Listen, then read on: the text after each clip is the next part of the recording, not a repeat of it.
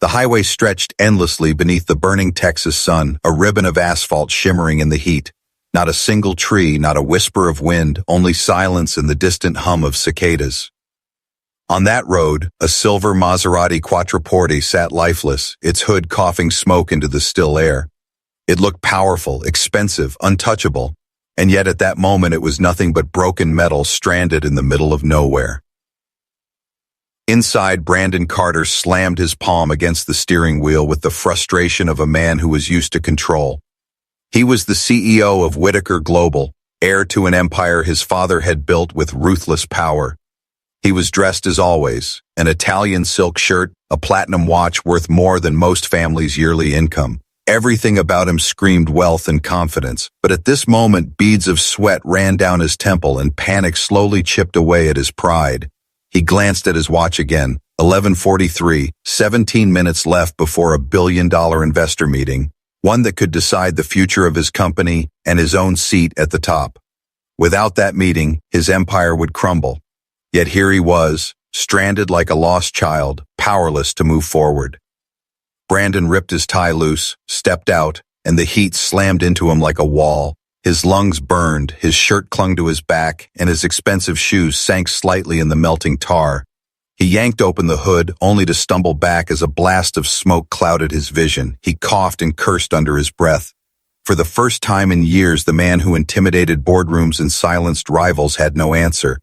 And then, an unexpected sound broke the silence. A low, rattling engine, old and stubborn, rolling closer from the horizon. Brandon turned, shielding his eyes from the sun. A battered Ford F-150 pickup truck came crawling toward him. Rust painted its sides. Dents marked its doors, and the engine coughed with every mile. It looked like it had seen too many roads, too many battles with time. The truck came to a stop beside him. The door opened with a creak, and out stepped a woman. She was not what Brandon expected.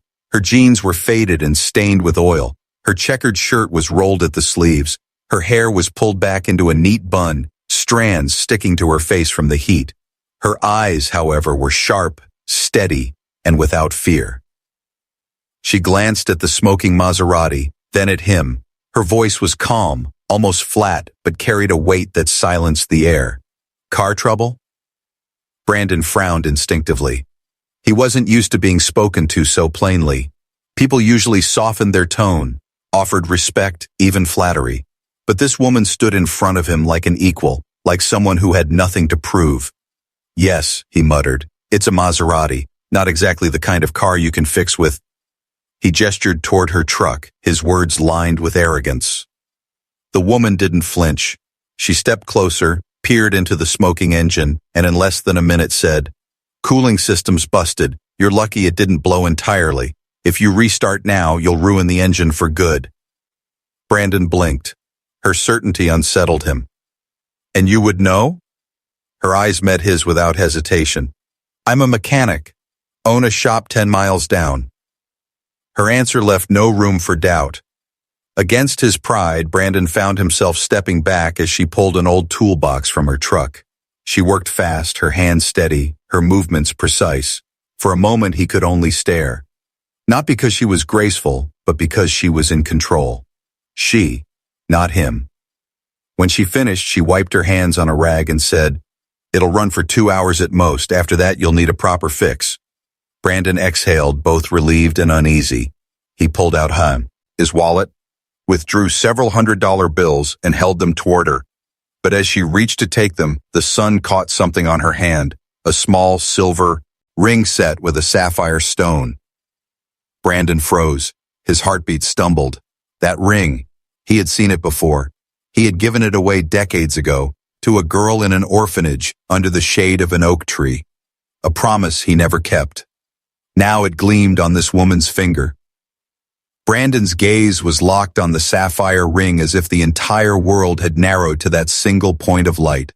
The $100 bills in his hand felt suddenly meaningless, slipping from his focus as memory crashed into him. That ring had not belonged to just anyone, it was his mother's. He remembered sneaking it into his pocket at 9 years old, walking into an orphanage one lonely afternoon, and pressing it into the hand of a little girl who had no family. He had told her with the boldness only a child could carry, "I'll come back, I promise." And then life had pulled him away, swallowing the promise into silence. Now here it was again, glinting on the finger of this woman who had just saved him. His throat dried. Where did you get that ring?" His voice trembled more than he liked. The woman instantly curled her fingers around it, her sharp gaze hardening. For the first time, Brandon saw a wall in her eyes. "Why do you ask?" He stammered, searching for words. Should he confess? Should he tell her the truth, that he was the boy who gave it to her? But shame stopped him. How could he admit that he had forgotten, that he had abandoned that promise, that he had buried her memory beneath years of business deals and luxury? "It just looks familiar," he muttered quickly, retreating into pride. She studied him for a long moment, as if trying to read what he was hiding. Finally, she stepped back, shoving the bills into her pocket. "If it breaks down again, my shop's in Aurora City, behind the old wooden sign." Her voice was flat, guarded. She turned and walked to her pickup. The engine sputtered to life, then rumbled away, leaving Brandon standing alone beside his repaired Maserati. The air felt heavier than before. He climbed into the car, but he didn't start it immediately. His hands gripped the wheel, his mind racing. Could it really be her? Could this mechanic be the same little girl from the orphanage? Rachel.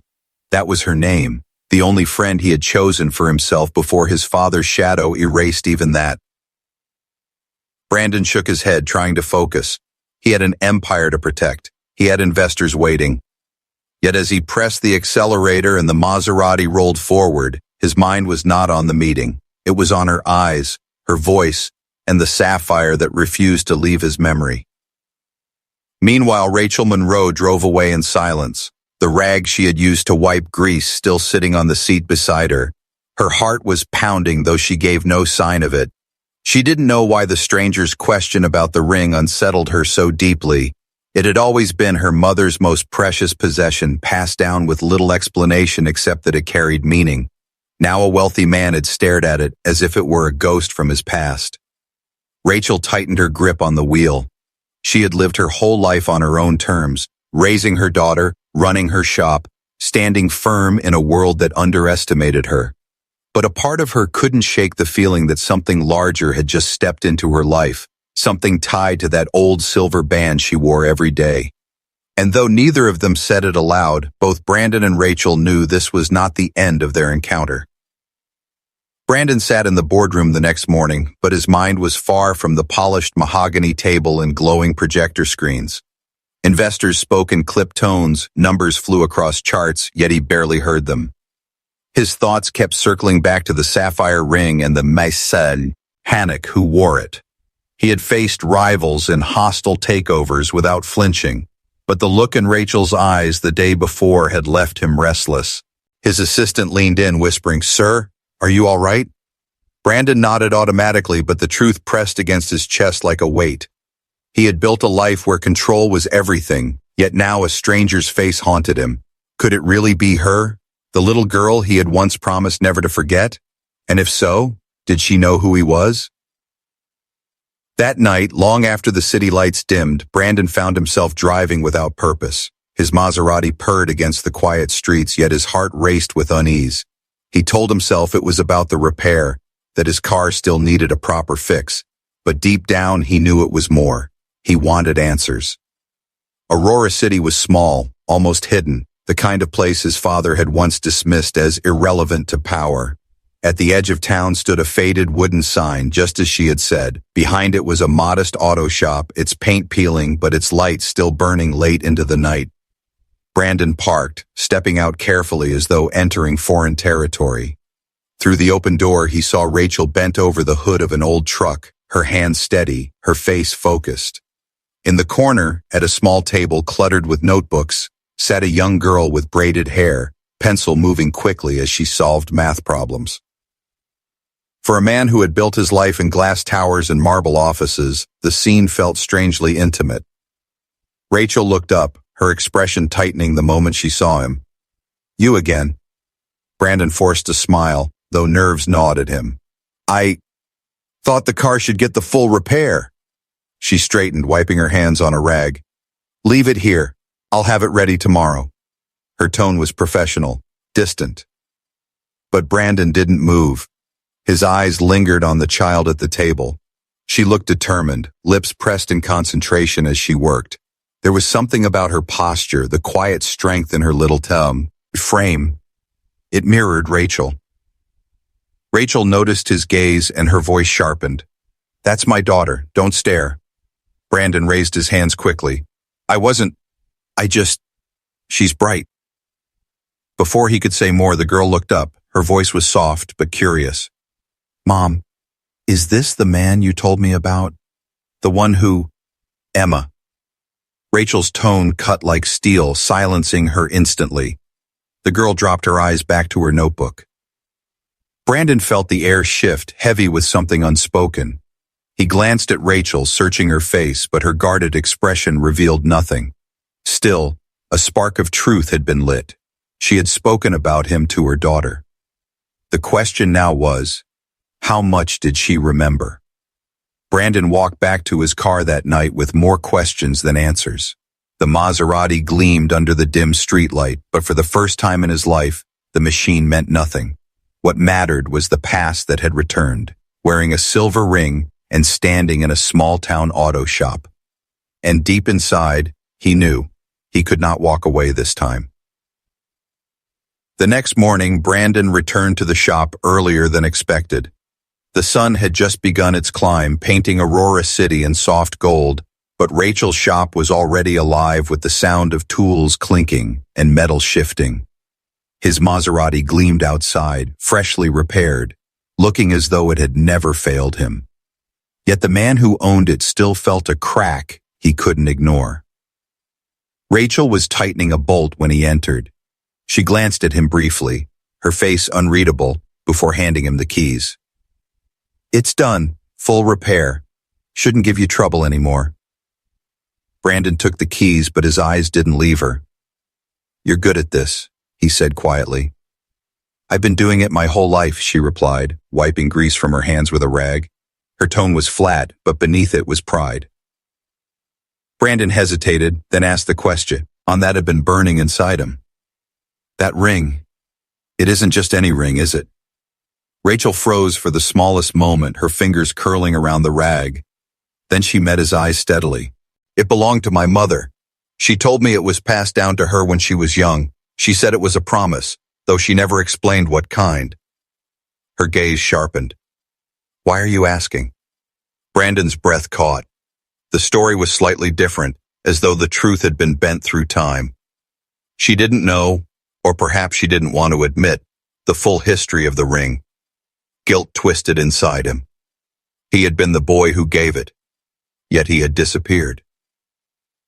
Before he could speak, the sound of expensive shoes clicked against the shop's concrete floor. A man walked in, sharply dressed, his cologne filling the room. His name was Douglas Crane, one of Brandon's fiercest business rivals. His smirk widened when he saw Brandon standing there. Well. Whitaker, what are you doing in a place like this?" Douglas chuckled, then turned his attention to Rachel. His gaze swept over her with disdain. "And who's this? A mechanic? You can't be serious." Rachel didn't flinch, but Brandon felt anger rise in his chest. Douglas continued, "I knew you were slipping, but wasting time with people like her, she's just grease under your fingernails. Come on, leave her to her little tools." Brandon's jaw tightened. For years he had spoken with the same kind of arrogance, dismissing anyone beneath his world of power. But standing there, watching Douglas look at Rachel as though she were nothing, something inside Brandon shifted. He stepped forward, his voice sharp as a blade. "Don't you dare speak to her like that." Douglas raised an eyebrow. "What?" "You heard me," Brandon snapped. His tone carried authority, but this time it wasn't about business. It was about respect.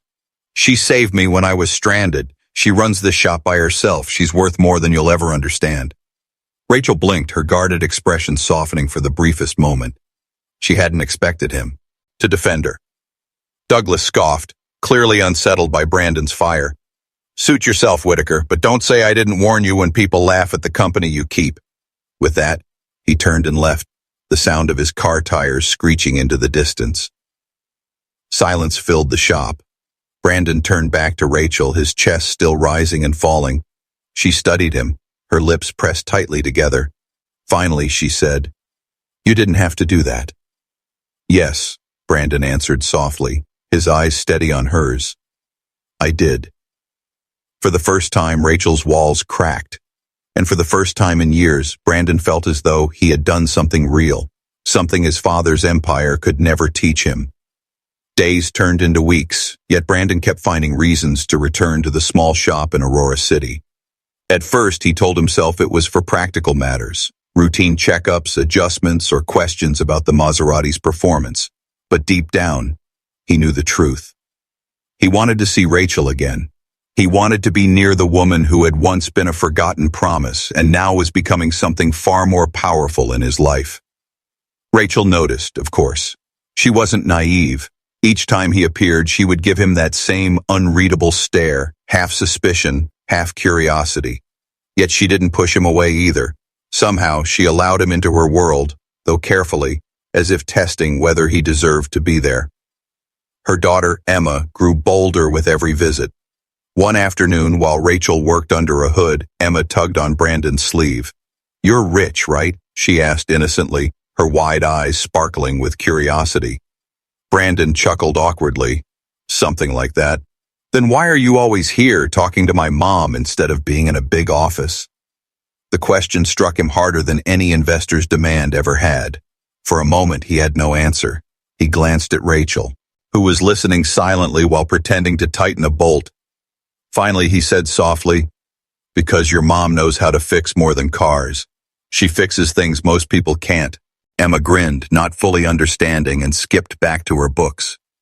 Rachel, however, caught his words, and for the first time, her lips twitched into the hint of a smile. Brandon began helping around the shop, though clumsily at first. He held flashlights, fetched tools, and occasionally fumbled with bolts. Rachel would smirk when he struggled, but instead of mocking him, she guided him patiently. In those quiet hours filled with the smell of oil and the hum of machines, Brandon felt something unfamiliar. Peace. At night, though, the guilt returned. The ring still haunted him. He would stare at it when Rachel wiped her brow or adjusted her gloves, and the weight of his silence pressed down heavier. He wanted to tell her the truth, that he was the boy who gave it to her, that he had once promised to return. But shame kept his tongue tied. He had become a man molded by power and wealth, forgetting the purity of that childhood vow. One evening, as they closed the shop, Rachel finally broke the silence. "Why do you keep coming back, Brandon? Men like you don't usually stay in places like this." He hesitated, searching for words. "Because places like this remind me of what's real, and because people like you remind me of who I should have been all along." Rachel stared at him, her guarded heart fighting against the sincerity in his voice. For a long time she said nothing. Then quietly she replied, "Words are easy. Actions prove who you are." Her sentence cut deep, yet it also lit something inside Brandon. For once, he didn't want to be the man who disappointed her. He wanted to be worthy of the ring she wore, worthy of the memory they shared, even if she didn't yet know it. And so he kept returning, not as a millionaire CEO, but as a man learning what respect, humility, and resilience truly meant. It was late one evening when everything changed. Brandon had been at the shop again, helping Rachel close for the night, when Emma suddenly clutched her stomach and cried out in pain. The little girl collapsed, her face pale, her small body trembling. Rachel's hands shook as she gathered her daughter into her arms. "Emma! Stay with me, baby!" Her voice broke, all the strength she usually carried shattering in that moment. Without hesitation, Brandon swept them both into his car. "Get in. I'll get her to the hospital faster than anyone else can." The Maserati roared down the dark highway, every mile a battle against time.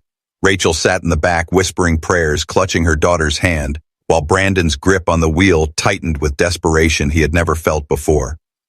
At the hospital, doctors rushed Emma away. Rachel collapsed into a chair, her face pale with fear. Brandon sat beside her, his expensive suit crumpled, sweat on his forehead, but his focus entirely on her. For the first time, the CEO who had ruled empires looked as helpless as she did. Minutes dragged into hours. Finally, the doctor emerged with reassuring news. Emma would recover. It had been a severe infection, caught just in time. Relief washed over Rachel as tears streamed down her cheeks. She buried her face in her hands, whispering, "Thank you." Brandon sat quietly, then spoke in a trembling voice. "Rachel, there's something I need to tell you." She looked up, eyes swollen from crying. He swallowed hard, guilt and fear colliding in his chest. "That ring you wear, I gave it to you." Rachel froze. For a moment, the world seemed to stop. Her eyes widened as memory rushed back. The boy at the orphanage, the one who had pressed the sapphire into her hand under the old oak tree, swearing he would return. She had waited. She had believed. But he had never come. Her lips trembled. "You?" Brandon nodded, shame heavy in his voice. "I was that boy. And I failed you. I let my father control everything, my life, my choices. He closed the orphanage, erased it all, and I buried you with it. I became the man he wanted, not the boy who promised you he'd come back. I know I don't deserve your forgiveness, but I couldn't keep lying. Not anymore." Rachel's chest rose and fell with uneven breaths. She looked at the ring, then at him, torn between anger and recognition. Years of silence, years of standing alone, years of carrying the weight of promises broken. All of it welled up inside her. Finally, she whispered, "You can't change the past." She paused, her voice steadier. "But you can prove who you are now." The words pierced him deeper than any criticism. Yet they also gave him hope. He couldn't erase his failure, but perhaps he could rebuild. Over the following weeks, Brandon stayed close, not as a billionaire CEO, but as a man determined to show up. He was there at Emma's bedside, bringing her books and snacks, making her laugh with clumsy stories of boardrooms. He worked beside Rachel at the shop, no longer afraid of oil stains or blistered hands. Slowly, brick by brick, he rebuilt what had once been lost. One evening, as the three of them stood outside the shop watching the sunset, Rachel glanced at him, the sapphire glimmering in the fading light. "You kept your promise," she said softly. Brandon's throat tightened. "A little late." Rachel gave a small, weary smile. Better late than never. And in that moment, Brandon understood what true wealth was. Not the cars, not the towers, not the millions. It was respect. It was resilience. It was the chance to finally be the man his younger self had promised to be. The ring on Rachel's hand was no longer a relic of broken promises. It had become a symbol of second chances, of justice, of a bond that survived time.